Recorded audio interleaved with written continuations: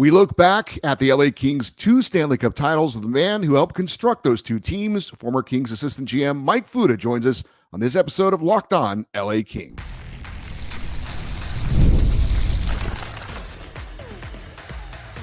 You are Locked On Kings, your daily podcast on the Los Angeles Kings. Part of the Locked On Podcast Network, your team every day. Hey, Kings fans, welcome to Locked On LA Kings, part of the Locked On Podcast Network, your team every day. Thanks for making Locked On LA Kings your first listen every day. We are free and available wherever you get your podcasts, and we are on YouTube. Please like and subscribe if you're enjoying this content. I'm Eddie Garcia, your host of Locked On LA Kings. I worked in sports media for the past 30 years, 20 plus years at the Fox Sports Radio Network, also co-host of the Puck Podcast, a weekly NHL review show that's been putting out content for the past 17 years.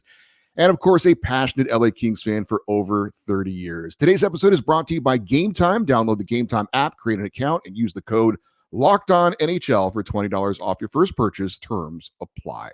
So we talked on Tuesday's show about the 12-year anniversary of the Kings' first ever Stanley Cup title.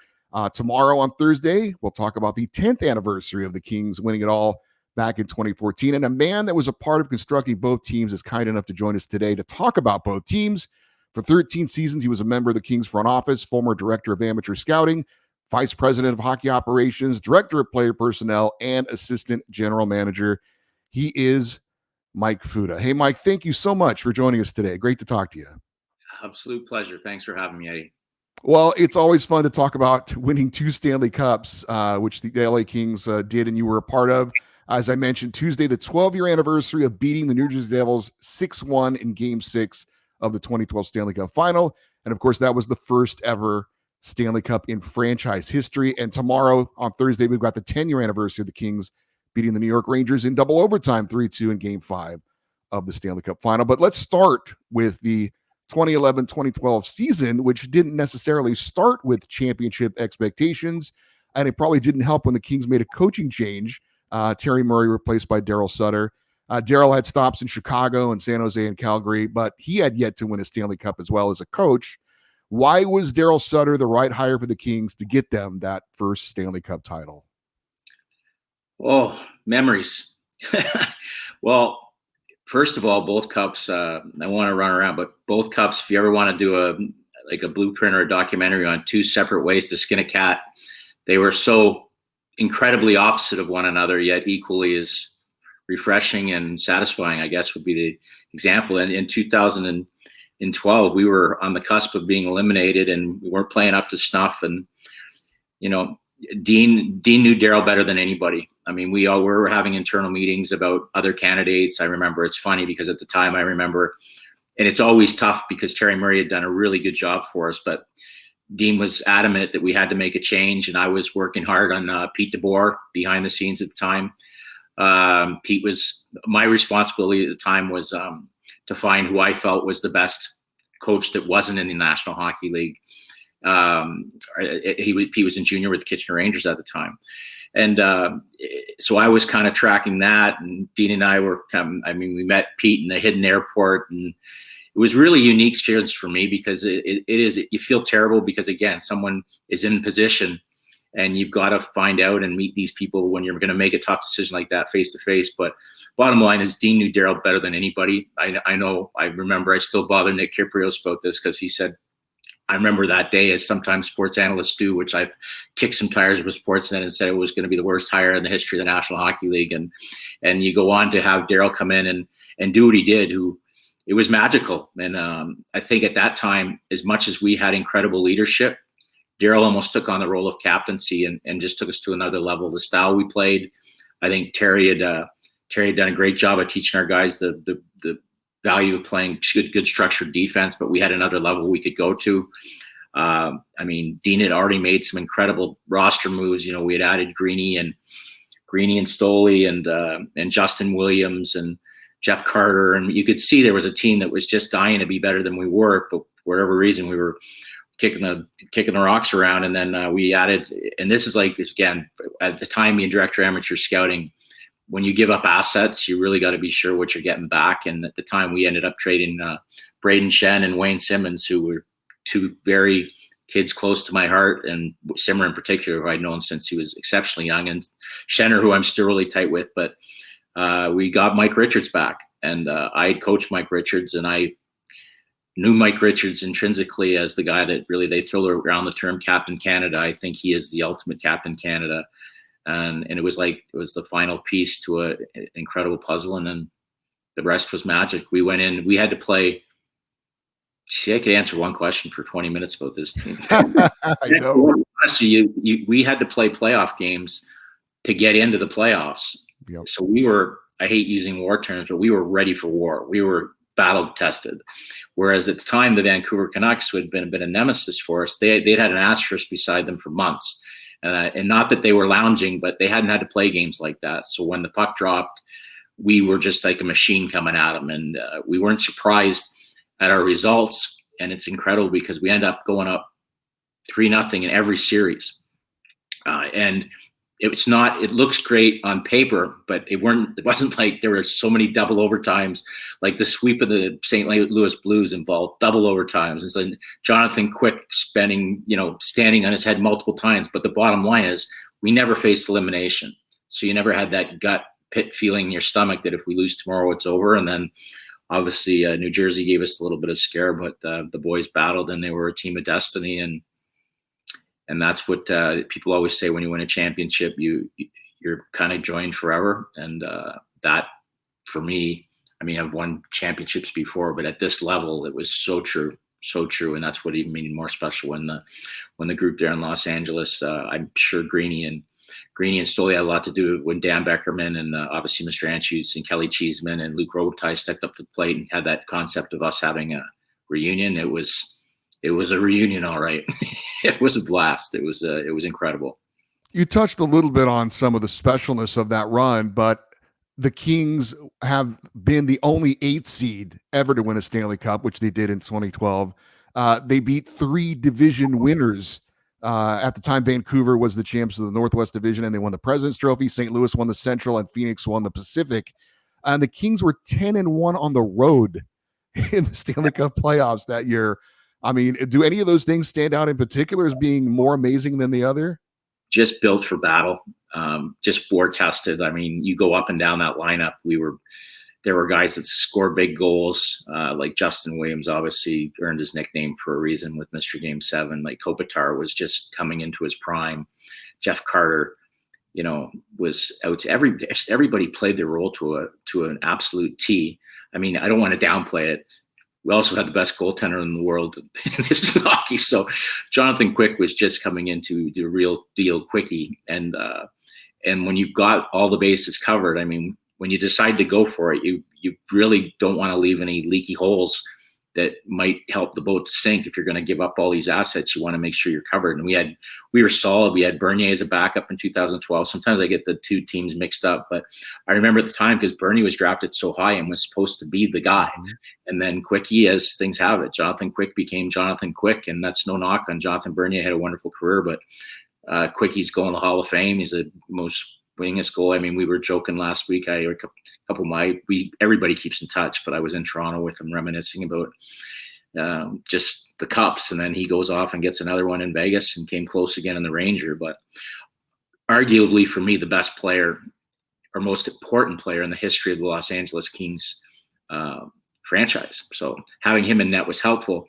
But another point that always stood out to me, because you look now, even as we watch the playoffs as they are now, and you see Ekblad going down the tunnel, and you see, oh my gosh, if they lose Barkov, and you see all these teams, like Nurse was gone.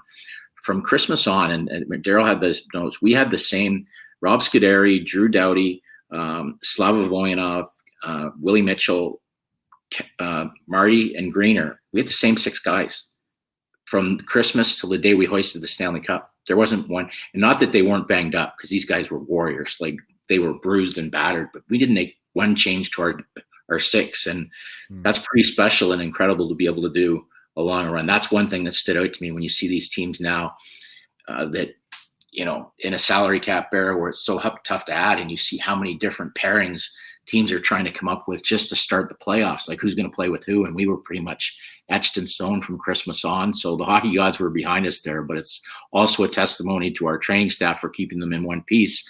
and the fact that those guys found a way to battle all the way to the end. You mentioned Jonathan Quick. He was the Conn Smythe Trophy winner, 16-4, 1.41 goals against average, and a 946 save percentage. Now, there are goalies that have had better goals against and save percentage, but none of them came close to playing 20 games. Most of them were like 10 games or less. So it may be the greatest performance by a goalie in any single postseason. Well, Go ahead. 2014. Yeah. Both Until of them. 2014. 2014 was one, but I mean, I guess 2012 I would have tied him with, because if I remember the St. Louis game, Vancouver, there were certain, like, you've got to have some good fortune too, and whether it's a puck hitting the post, or I remember going back watching a Pittsburgh series where Rob Scuderi dives in behind and made a goal, like he made a stop that hit him in the chest behind Fleury or Matt Murray that would have knocked the Penguins out, and that save, it just goes into the end of the season highlight reels. But if he doesn't make that play, the rest of the script doesn't get a chance to be written. So there's so many of those plays along the way that you can never stop talking internally about, but when you see them, you reminisce about how important development was, and what Dwight King did here, and what Jordan Newland did here, and what Kyle Clifford, everybody had a piece of it. And even Freeze, like, I mean, we picked him up. He was almost like a bit of an afterthought in the Edmonton trade, and he became so important to us as well. So it's honestly, you could talk about them forever.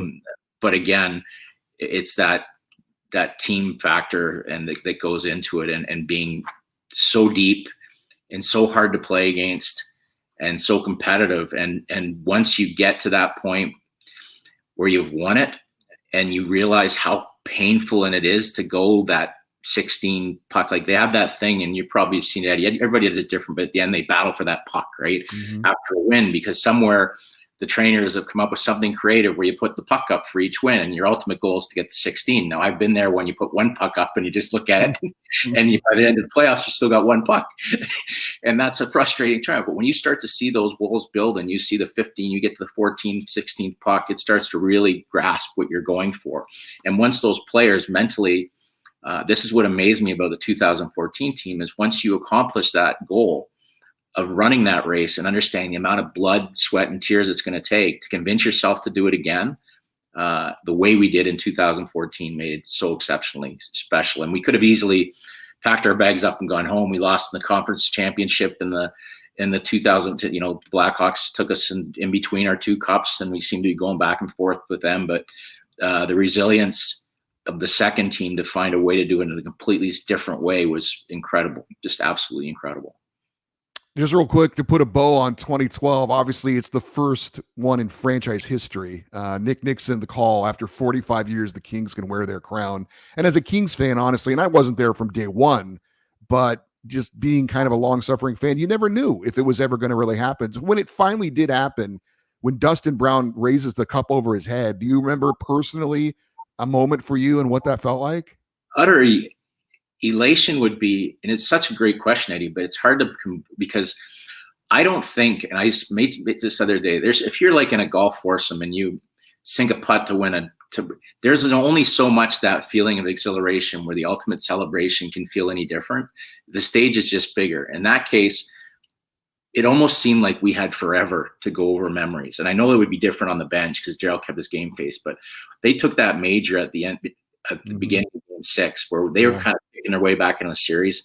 And our power play, and what's his name there? Bernie Nichols takes credit for this, but he had nothing to do with it. I think we scored like 4 power play goals on their major, and and all of a sudden it's 6-2 going into the third period. And with our defensive structure and Quickie, we're taking this. And the memories that go through, that was the strangest thing. It seemed like, and the fans were blowing the roof off the building, but internally you're crying, you're happy, you're elated. What am I going to do with my day with the cup? What am I going to do when I get in the ice? Am I going to be able to lift it? How heavy is it? You'd go back to your minor hockey league days, and it was euphoric. You can't put it into words. And then again, especially having a very modest professional playing career, to realize how hard I had worked personally to get back, to give myself an opportunity to be a part of such a team celebration. You can't put it into words. And then when you're finally out there, it's like you're floating around. and then you drink a lot. Well, we're not done celebrating and talking about great moments, because we're still going to talk more about the 2014 championship. We'll do that with former Kings assistant GM Mike Futa here on Locked On LA Kings, your team every day.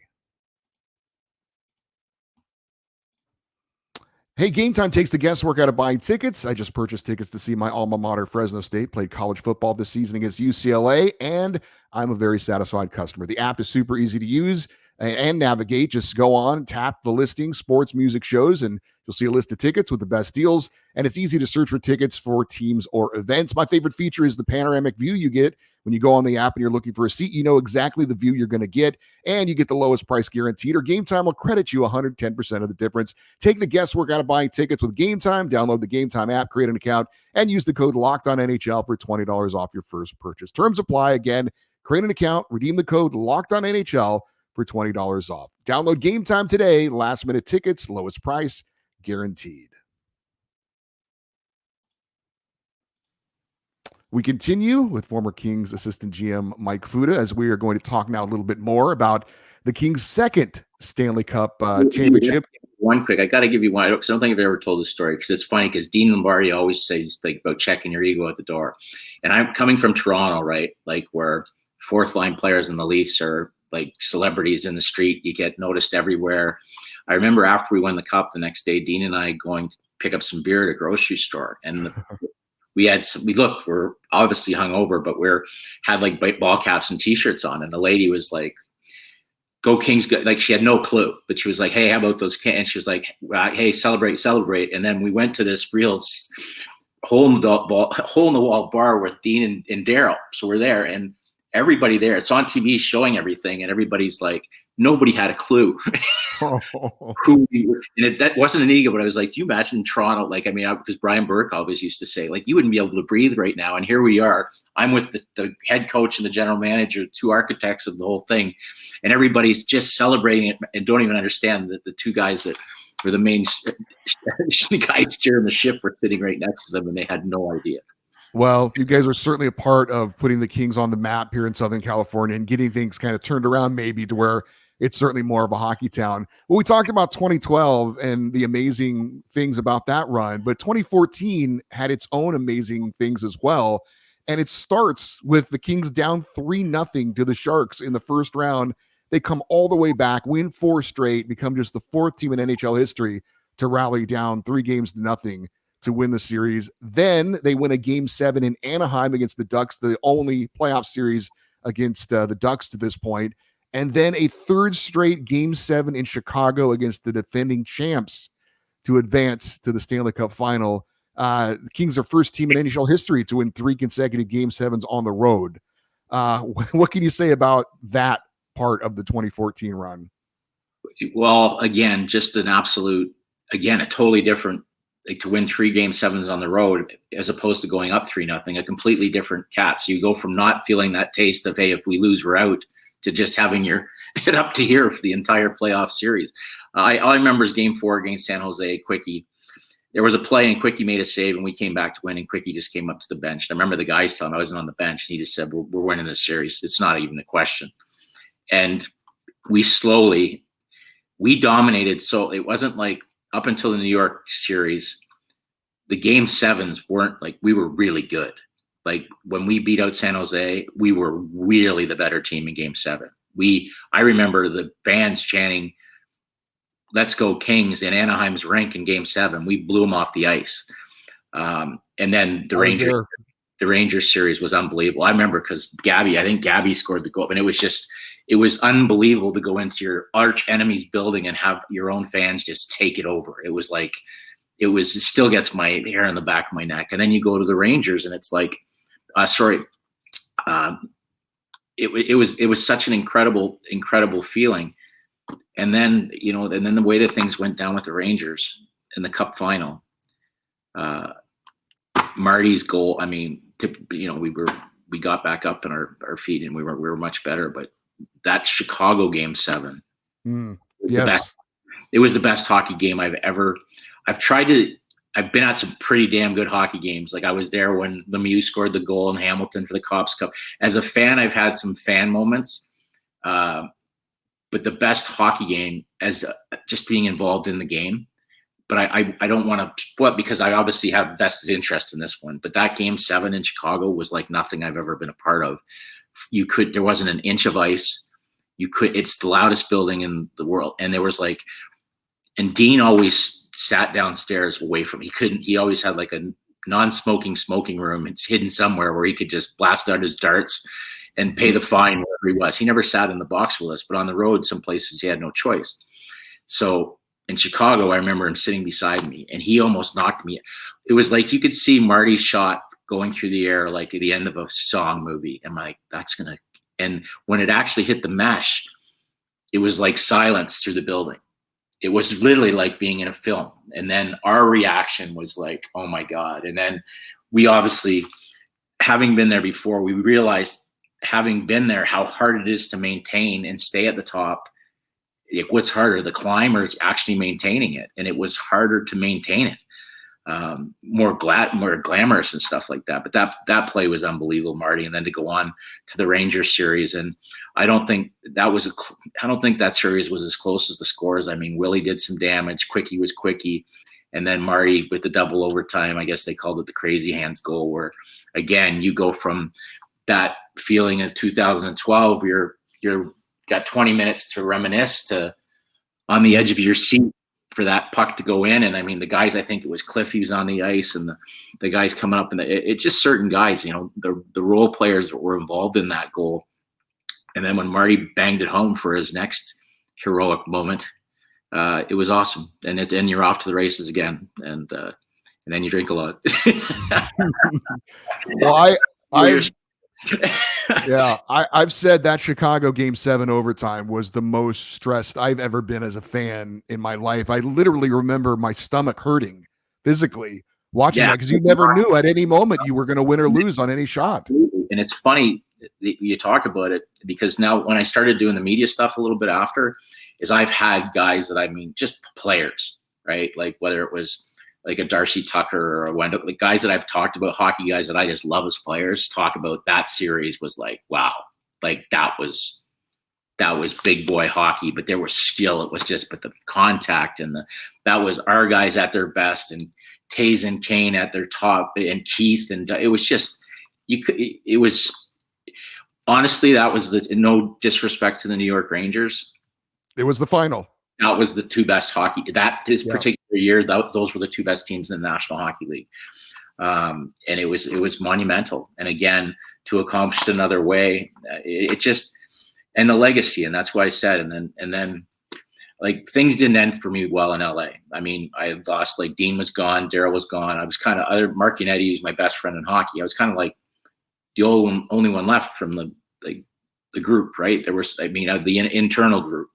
And it was tough, but the job they did, when they called about the reunion, it's funny, like it was magical, the job, what they did for us in 2012. And now it was funny because guys like Muzzin and Toffoli were calling me, like, because they weren't a part of 2012. And I'm like, get your rest, get your rest for 2014. Because it's just, and it's not so much whatever the intake of, it's the getting together with guys that are clearly family. And that's the one thing that I, especially after moving on from Los Angeles, I'm very proud that I can actually say that I was only with one team, right, for 13 years. I spent a very minor role with Carolina shortly after that. I had a chance to leave Carolina to be the general manager of Carolina during my stay with the Kings, and I opted to stay in Los Angeles. And I don't regret anything about it, because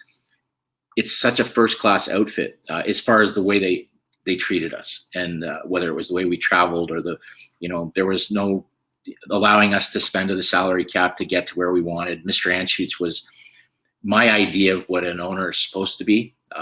He's a proud, hands-off man that's very proud. And when you see, I kind of call it was like Thurston Howell III. I had not met a lot of billionaires, but you get a guy with the unlit cigar and the classy old gentleman with the beautiful wife that just takes in and he gets to come on the ice when you win the trophy, and treats us so well. And then again, to him and I've had other people tell me, other teams, like, so jealous when they're like, what are you doing? I said, well, we had our 2012, we're going back in 2014. They fly in the whole team and their spouses and their families, and they just allow us to celebrate it again.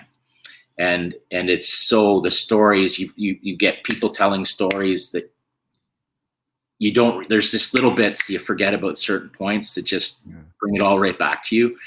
And it's not lip service. It's special. And again, I mean, I just tip my cap to Dan and Kelly Cheeseman for the job they do. And then you get to see not only your players, you get to see Daryl Evans again. You get to see, you know, I mean, tip off, you get this, like, I know, Patrick O'Neill lost his dad this year. You get to spend time with people that were part of your family and the trainers and the medical staff and the doctors. So it's a special time, and you have to fit it all in a weekend. And of course, we've always had the best in LA, whether it was our playoff off-ice productions, which I still like hear the song Dream On. And I think Drew Doughty, when he's a little kid asking about to be a hockey player, and the Jonathan, just how professionals were done. And when they do those montages, they kind of roll you back through the memories. It's gripping, man. And it just, you can't take it away. It's funny because I never have these. My mom just dropped these off. Got to take them.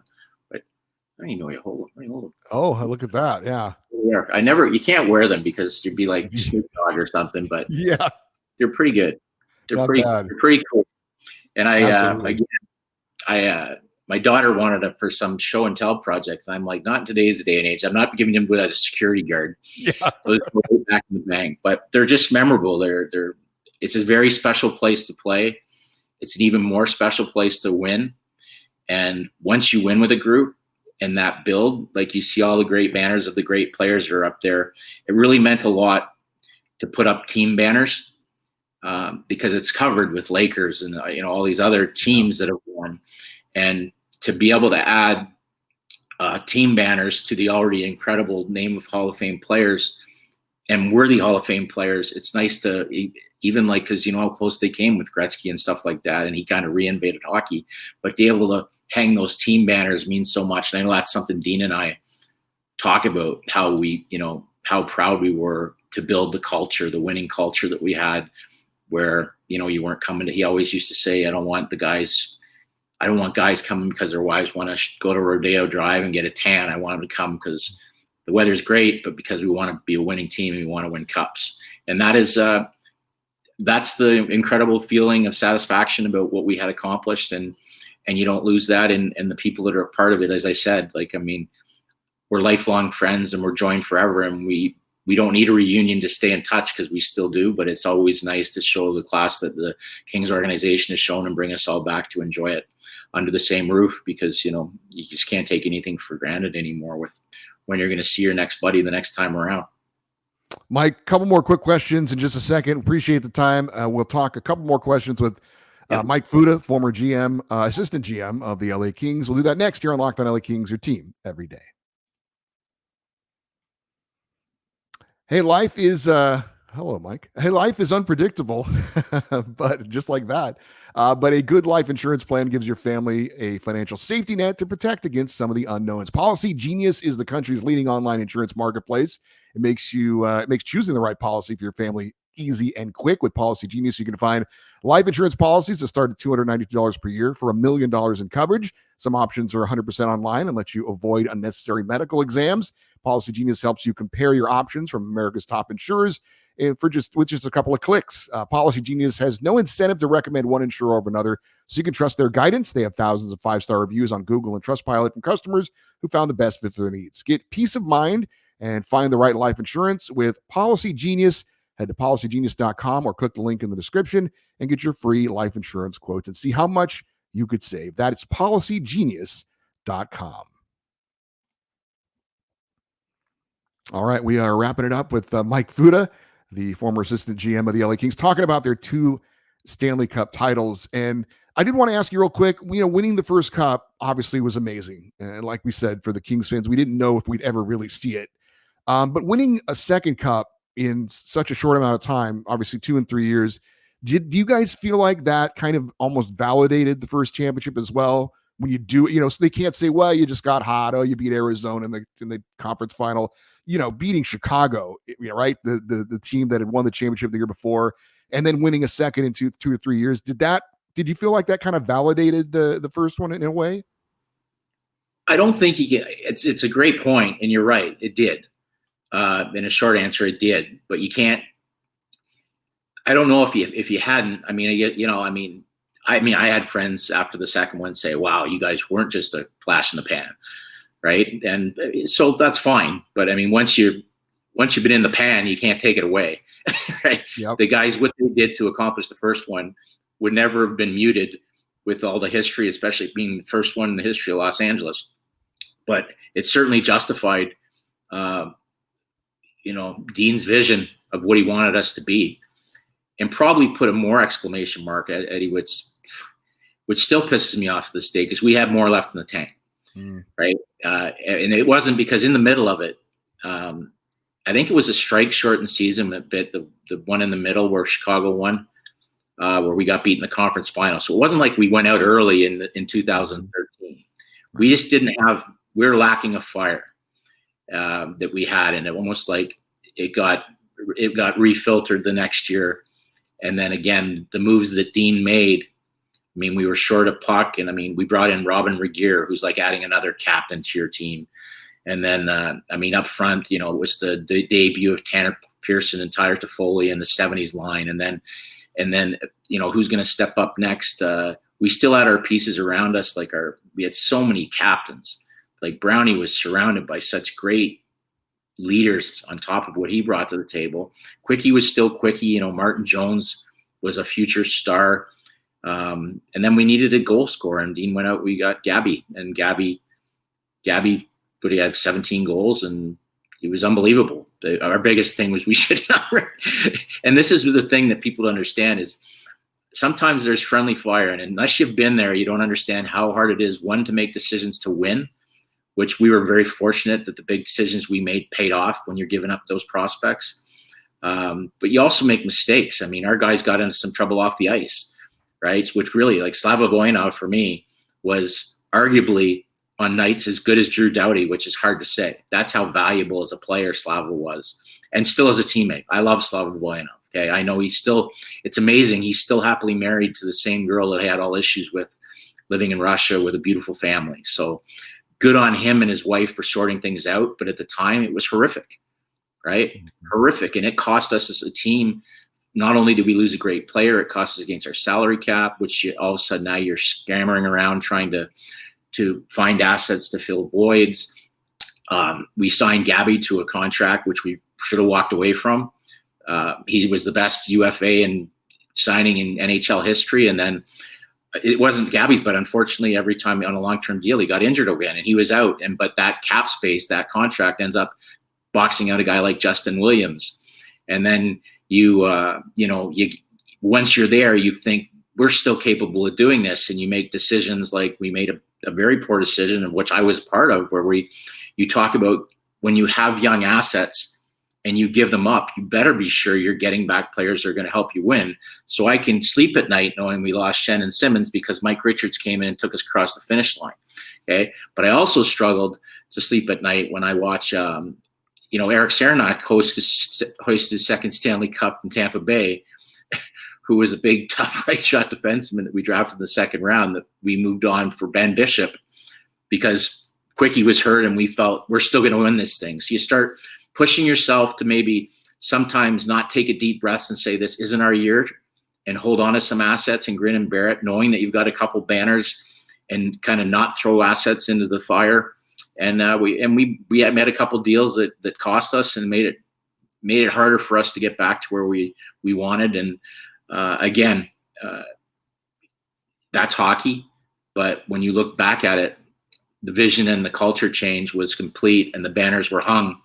So when you want to take out a report card and look at the final script of the Dean Lombardi area, you're gonna be pretty happy with what you reflect upon. And it's funny too. I remember talking about Chicago, like they had 3 banners over that stretch, and really nobody's there anymore, right? It's tough to win. It's tough to stay at the top. And once you've won and you've accomplished something as a team, I think the bar raises to a point that even as an organization, you hold yourself to a higher standard of continuing to win. And that's why it was tough when we kind of started to fall off the wagon with regards to our production, to see everybody in the band kind of move on.